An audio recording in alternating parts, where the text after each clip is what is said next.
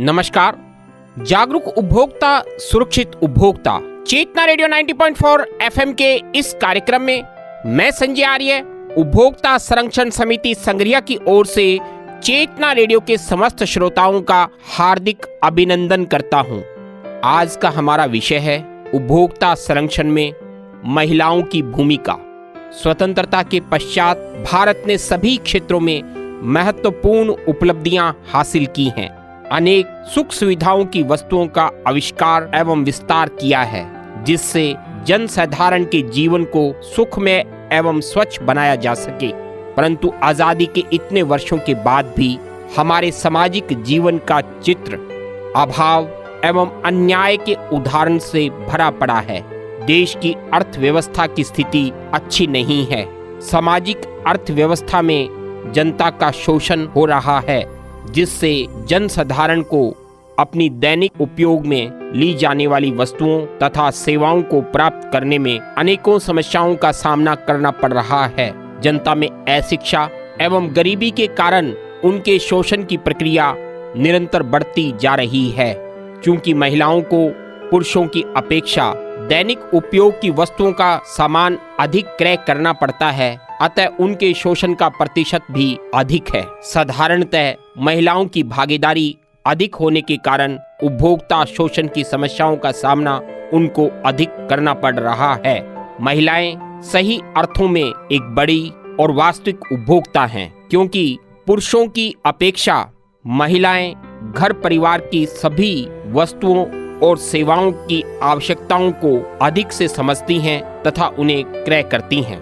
प्राचीन काल से ही नारी को घर परिवार को चलाने एवं संवारने में प्रमुखता का महत्व दिया जाता रहा है। हमारे समाज में प्राचीन काल से ही नारी को घर परिवार को चलाने एवं संवारने में प्रमुखता का महत्व दिया जाता रहा है।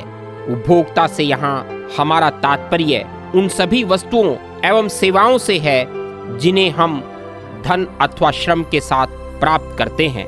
जैसे दैनिक उपयोग की वस्तुओं को खरीदने पर हम उपभोक्ता हैं, उसी प्रकार चिकित्सक के पास जाने पर भी हम उपभोक्ता हैं, क्योंकि हम उसकी फीस एवं दवाइयों के लिए प्रतिफल राशि अदा करते हैं। इसी प्रकार हम किसी शिक्षण संस्था में अध्ययनरत हैं तो भी उस शिक्षण संस्था द्वारा दी जाने वाली सेवा के संबंध में हम उपभोक्ता हैं, क्योंकि उन सेवाओं के लिए हम धन व्यय करते हैं और उसे प्रतिफल राशि के रूप में अदा करते हैं। जनसाधारण को इन वस्तुओं एवं सेवाओं को प्राप्त करने में अनेकों समस्याओं का सामना करना पड़ रहा है, जैसे दुकानदार द्वारा निर्धारित मूल्य से अधिक मूल्य वसूल करना, घटिया किस्म की वस्तु देना, अवधि पार वस्तु का विक्रय करना, मिलावट, कालाबाजारी, मुनाफाखोरी, जमाखोरी, भ्रमित विज्ञापन, कम नापना, कम तोलना आदि उपभोक्ता शोषण के अनेकों तरीके हैं। इसी प्रकार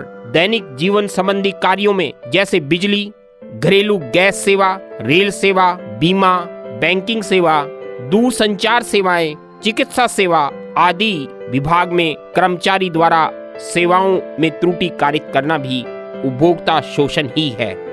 क्योंकि महिलाएं अधिक उपभोक्ता हैं, उनको इस प्रकार का उपभोक्ता शोषण का सामना अधिक करना पड़ रहा है। इस प्रकार के उपभोक्ता शोषण में गृहिणियों द्वारा खरीद की जाने वाली वस्तुओं के द्वारा धन के साथ हजारों लोगों के स्वास्थ्य से खिलवाड़ भी हो रहा है। अतः महिलाओं को इस ओर अधिक ध्यान देने की आवश्यकता है। उपभोक्ता शोषण संबंधी समस्याओं के लिए विश्व स्तर पर सभी देश प्रयासरत हैं। प्रतिवर्ष 15 मार्च को संपूर्ण विश्व में विश्व उपभोक्ता दिवस मनाया जाता है। इस दिवस पर सभी उपभोक्ता कार्यकर्ता एवं उपभोक्ता क्षेत्र में कार्यरत गैर सरकारी स्वैच्छिक संगठन एवं विभिन्न केंद्र एवं राज्य सरकारें जागृति लाने का प्रयास करती हैं। विश्व में सर्वप्रथम उपभोक्ता संरक्षण के संबंध में गैर सरकारी स्वैच्छिक संगठन का गठन इंग्लैंड में किया गया था। भारत में उपभोक्ता क्रांति का सूत्रपात 70 के दशक में हुआ, जबकि राजस्थान में इसका गठन 90 के दशक में हुआ। इसके संदर्भ में तभी से केंद्र एवं राज्य सरकारें प्रयासरत हैं कि सभी उपभोक्ताओं को शोषण के विरुद्ध अधिकारों से अवगत करवाया जावे एवं उनकी शोषण संबंधी समस्याओं का निराकरण किया जा सके। महिलाओं को इस क्षेत्र में अग्रिम योगदान देने की आवश्यकता पर बल दिया जा रहा है ताकि वे अपने अधिकारों के प्रति स्वयं जागरूक हों तथा महिलाओं को उनके प्रति जागरूक कर सकें, ताकि वे स्वयं अपने अधिकारों के प्रति जागरूक हों तथा अन्य महिला वर्ग को भी इसके प्रति जागरूक कर सकें। इस प्रकार के उपभोक्ता शोषण के विरुद्ध उपभोक्ता संरक्षण प्रदान करने के लिए केंद्र एवं राज्य सरकार बेहतर कानून संरक्षण प्रदान करने की व्यवस्था की गई है। सभी राज्यों एवं जिला स्तरों पर उपभोक्ता संरक्षण आयोगों का गठन किया गया है ताकि जन साधारण को इससे लाभान्वित किया जा सके। आज हर क्षेत्र में महिलाओं का योगदान पुरुषों से कम नहीं है। प्रत्येक क्षेत्र में यह पुरुषों के कंधे से कंधा मिलाकर कार्य कर रही हैं और यदि मैं यह कहूं कि महिलाएं पुरुषों से भी अधिक प्रभावी ढंग से कार्य कर रही हैं तो यह आज के युग में एक स्वीकार्य तथ्य है। उपभोक्ता संरक्षण के क्षेत्र में भी महिलाओं को आगे आकर इससे संबंधित प्रयास करने चाहिए। महिला समितियों एवं स्वयंसेवी संगठनों द्वारा शिविरों एवं गोष्ठियों का आयोजन कर जन साधारण तक अपनी आवाज पहुंचानी चाहिए। महिला वर्ग को इस बारे में अधिक जानकारी देने की आवश्यकता है। खासकर ग्रामीण क्षेत्रों में महिलाओं को इससे अवगत करवाया जाना चाहिए ताकि वे अपने अधिकारों के प्रति सजग हो सकें। उपभोक्ता संरक्षण कानून के अनुसार महिलाएं भी उपभोक्ता शोषण के विरुद्ध अपनी शिकायत अपने संबंधित क्षेत्राधिकार के जिला उपभोक्ता विवाद प्रतितोष आयोग तथा राज्य आयोग तथा राष्ट्रीय आयोग में दर्ज करवा सकती हैं। यह शिकायत महिला स्वयं उपस्थित होकर नई प्रणाली के अनुसार ई फाइलिंग के माध्यम से दर्ज करवा सकती हैं। इस कार्य के लिए किसी भी महिला को एक उपभोक्ता के रूप में वकील की आवश्यकता नहीं है। आयोग एक महिला उपभोक्ता के परिवाद पर स्वयं कार्य कर उसकी समस्या का निराकरण कर सकता है एवं किसी भी उपभोक्ता सेवा या क्रय की गई वस्तु से हुए नुकसान का मुआवजा उसे दिलवा सकता है। उपभोक्ता संरक्षण अधिनियम उपभोक्ता संरक्षण हेतु उपभोक्ताओं को जो अधिकार प्रदान करता है उसमें सुरक्षा, सूचना का अधिकार, सुनवाई एवं क्षतिपूर्ति का अधिकार, अधिकारों की जानकारी के लिए उपभोक्ता शिक्षा का अधिकार प्रमुख है। उपभोक्ता शोषण के विरुद्ध अभियान चलाने के लिए महिलाओं को विभिन्न स्तरों पर संगोष्ठियों एवं शिविरों द्वारा महिलाओं को उनके अधिकारों को जानकारी प्रदान करनी चाहिए। उन्हें अपने अपील दर्ज करवाने का मार्गदर्शन करना चाहिए। उन्हें अपनी समस्या के निराकरण हेतु सक्षम आयोग का दरवाजा खटखटाने के लिए प्रेरित करना चाहिए। इसके अतिरिक्त महिलाओं को घरेलू स्तर की वस्तुओं में मिलावट की जानकारी का भी व्यापक प्रचार एवं प्रसार करना चाहिए ताकि उपभोक्ता खाद्य वस्तुओं में अपमिश्रण करने वालों के प्रति सावधान हो सकें तथा यथासंभव विभाग के माध्यम से उसका परीक्षण करवा सकें। इन अपमिश्रणों की जानकारी समय समय पर सरकार एवं उपभोक्ता संरक्षण के क्षेत्र में कार्य करने वाले गैर सरकारी स्वैच्छिक संगठनों द्वारा जनहित में प्रचारित एवं प्रसारित की जाती है। खाद्य पदार्थों में अपमिश्रण की जानकारी के लिए बहुत से ऐसे साधारण तरीके हैं, घरेलू परीक्षण हैं, जिसके माध्यम से महिलाएं खाद्य वस्तुओं में मिलावट के प्रति जानकारी प्राप्त कर सकती हैं।